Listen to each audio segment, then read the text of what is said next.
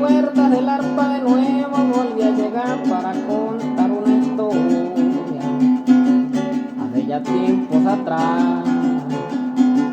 Un día que estaba en mi casa y me fueron a convidar a mi hermano, el Denis Gutiérrez, que fuéramos a casar, porque había un rodeo de vaqueros y le iban a acabar un corte maíz que tenía